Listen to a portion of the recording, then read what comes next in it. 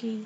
Assalamualaikum warahmatullahi wabarakatuh. Sahabat semuanya, semoga sehat selalu. Sebelum kita mulai, mari kita berdoa dulu bersama-sama. Berdoa dimulai. Nah, hari ini kita akan melanjutkan nilai semangat para pendiri negara dalam perumusan dan penetapan Pancasila sebagai dasar negara.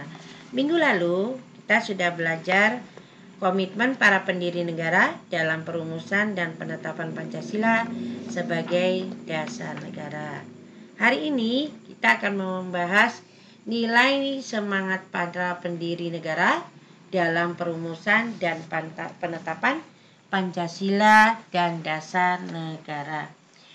Nilai semangat pendiri negara dalam perumusan dan penetapan Pancasila ini adalah kita sebagai warga negara Indonesia, kita patut meneladani sikap rasa nasionalisme dan rasa patriotisme yang ada pada diri para pendiri pendiri negara pada masa dahulu. Nah, apa yang dapat kita teladani? Rasa nasionalisme adalah bentuk patriotisme. Ini adalah satu istilah pertama kali dikembangkan di Eropa sekitar abad ke-18. Kemudian secara etimologis kata nasionalisme berasal dari dua kata, yakni kata nasional dan isme. Nah, menurut Kamus Bahasa Indonesia, nasionalisme adalah bersifat kebangsaan, berkenaan atau berasal dari bangsa sendiri. Nah, meliputi apa? Meliputi suatu bangsa.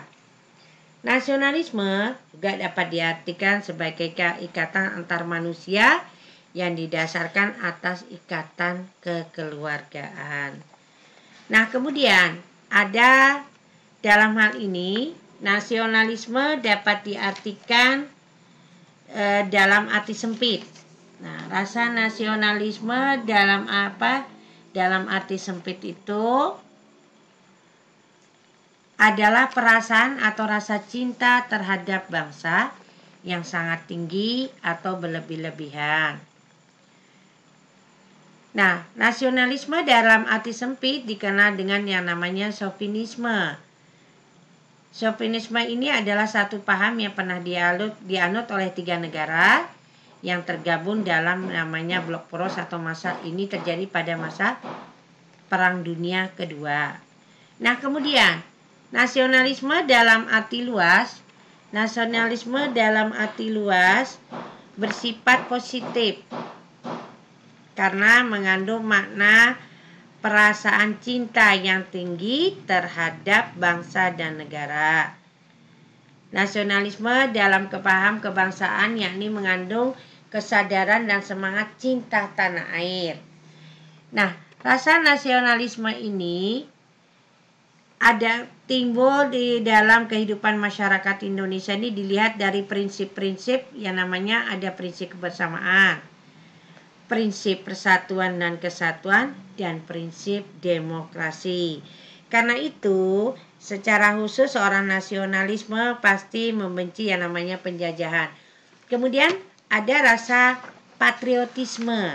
Nah, patriotisme adalah perasaan cinta tanah air dan sikap seseorang yang rela berkorban baik jiwa maupun raga untuk mempertahankan kebangsaannya.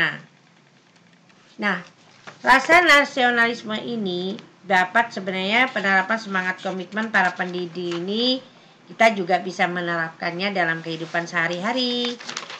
Nah, kalau dalam kehidupan sehari-hari, bagaimana contoh yang bisa kita lakuin?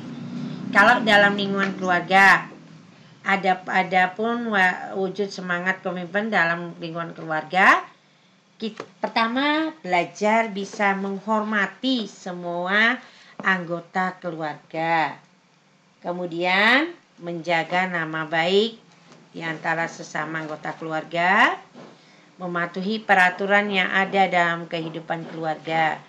Kalau dalam lingkungan sekolah, sebagai seorang pelajar, jadilah orang yang giat belajar untuk meraih prestasi, menaati tata tertib sekolah, menghormati semua warga sekolah, dan tidak membeda-bedakan teman dalam bergaul. Kemudian dalam lingkungan masyarakat dapat dilihat dari apa? Kita belajar bisa bertoleransi antar umat beragama. Kemudian ada sikap peduli terhadap warga masyarakat. Kemudian berpartisipasi dalam kehidupan masyarakat dengan yang namanya bersosialisasi. Kemudian di dalam lingkungan berbangsa dan bernegara, semangat dan komitmen para pendiri ini dapat kita melakukan melalui yang namanya punya sikap menghormati hak asasi manusia. Kemudian belajar untuk menaati peraturan perundang-undangan yang berlaku. Kemudian tidak membeda-bedakan suku, ras, agama, atau golongan.